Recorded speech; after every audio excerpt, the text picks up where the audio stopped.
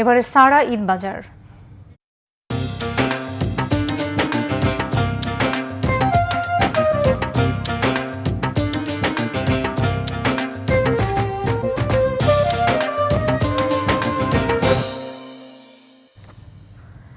ঈদের শেষ দিকের কেনাকাটা চলছে বরিশালে।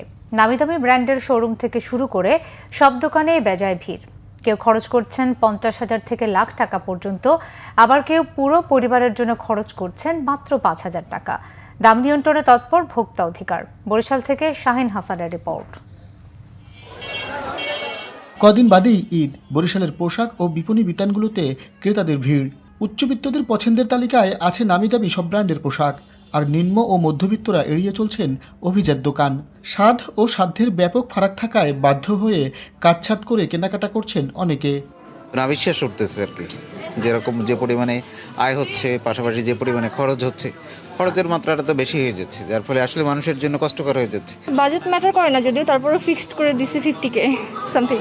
হ্যাঁ, এর যদি আপ হয় দেন ফ্যামিলি অ্যাডজাস্ট করে দিবে, কোনো ব্যাপার না। বাবাকে নিয়ে আসছি, আর ফ্যামিলি মেম্বার আছে, নিজের ওয়াইফ আছে, তো হচ্ছে ভাইয়া ভাবি প্লাস ভাতিজা, আমার নিজের জন্য সেই পাঞ্জাবি কালেকশন খুঁজতেছি, তো দেখতেছি আর কি ওরকম বাজেট ফ্রেন্ডলি তো অবশ্যই দেখবো। পাঞ্জাবি দিয়ে যায় সেলরে যাত্রা শুরু, পাঞ্জাবি, 3 পিস, তারপরে ফর্মাল শার্ট, এগুলো হচ্ছে প্রথম চাহিদা আর কি কাস্টমারদের। চোখে পড়ার মতো ভিড় নগরীর চকবাজার, মহসিন মার্কেট, সিটি মার্কেটগুলোতেও।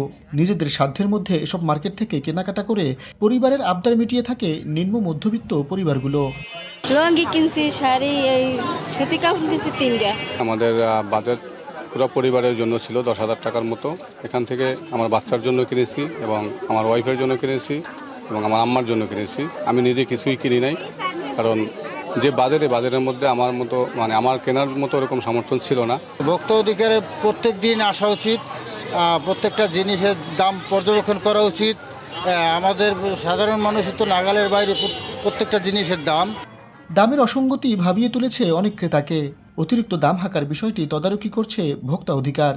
তারা যে দামটি নিচ্ছেন সেটা যৌক্তিক নিচ্ছেন কিনা এটা আমরা দেখছি। তারা মূল্য তালিকা সংরক্ষণ করছেন কিনা, তারা ভাউচার সংরক্ষণ করছেন কিনা, এই বিষয়গুলোর উপর আমরা জোর দিচ্ছি, যাতে করে অসাধু ব্যবসায়ী বা খুব বেশি লাভে যারা বিক্রি করবে তারা আমাদের হাতে ধরা পড়বে।